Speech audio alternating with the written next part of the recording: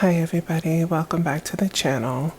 I am whispering a little because it's like midnight and somebody requested that I do the Skelton brothers a couple hours ago. Thank you for requesting, by the way. So we have, so what this is telling me, as you can see, I have a Queen of Swords, Hierophant, Two of Wands, Three of Cups, the Hermit, and Four of Swords, and Ten of Cups. Alright, so I did several spreads of the Kipper, and I keep getting this female. I feel like there were 3 people involved. Okay, I think that there were possibly 3 people involved. There was definitely a female involved, and this female was somebody that John trusted, allegedly. Now, what I'm getting... Okay, so I got psychic impressions, and I'm doing the cards, as you can see. But let me just, this is really wild, guys, what's happening here. And it's kind of like the first time I've experienced this, because my impressions are one thing and these cards are telling me another thing. I'll get to that shortly.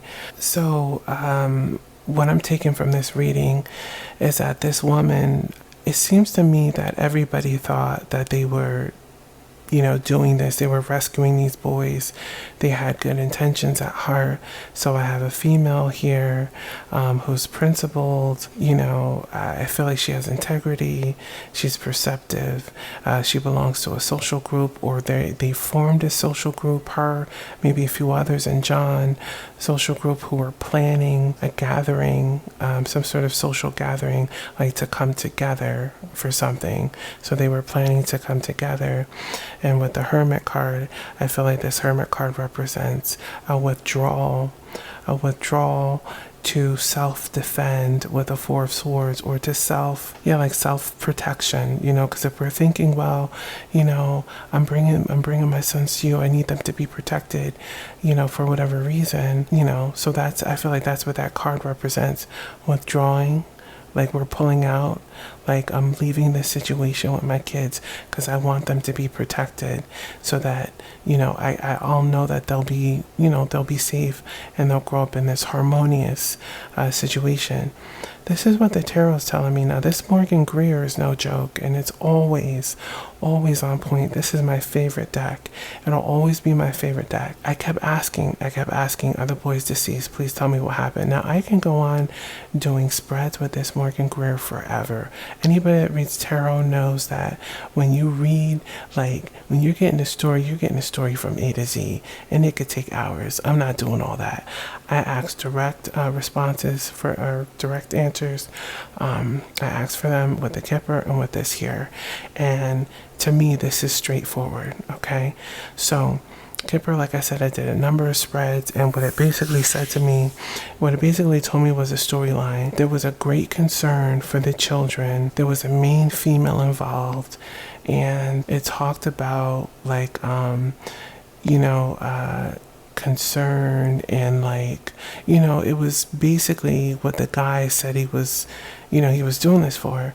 So I wasn't that familiar with the case, so I had to go and look at a couple of news clippings and read up on it, so that way I understand what the impressions are that I'm getting, and I'm able to validate what I'm getting, so I know that I'm on the right track when the information is coming in.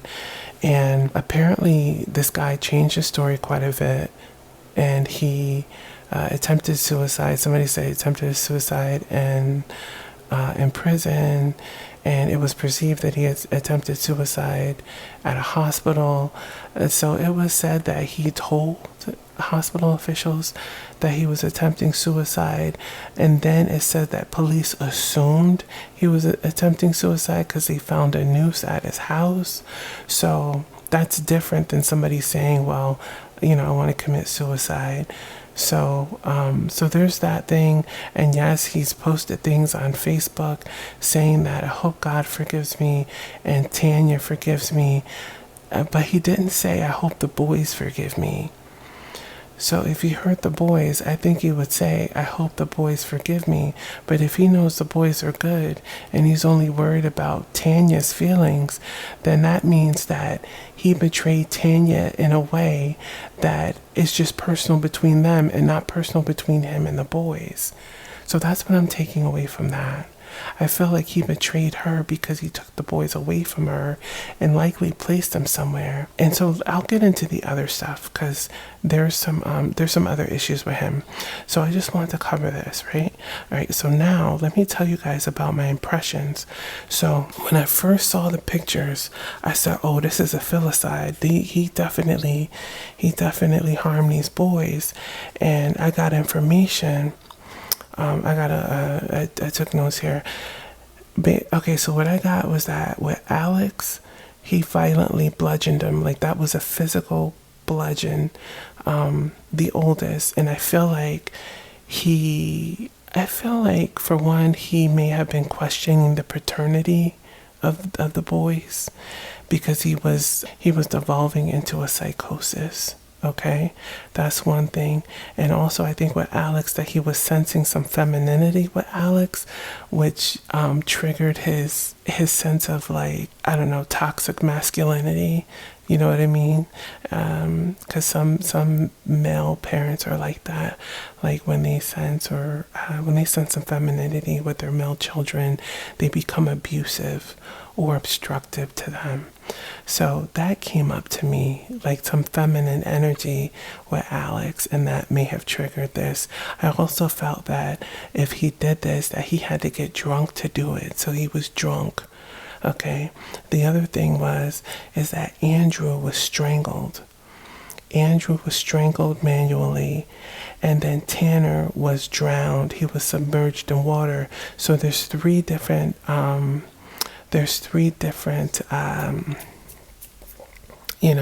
methods of death there. Then I got some energy saying that he was depressed, the father was depressed, and again devolving into a psychosis.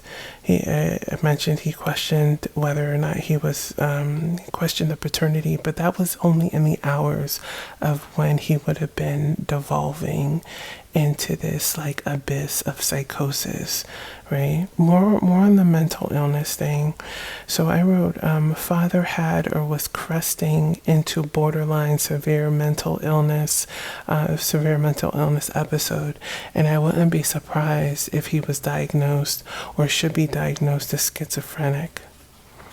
Even if he did give the boys away and he thought that it was, the best thing for them to have or experience, right? I feel like he's still mentally ill and just probably still isn't diagnosed even in prison.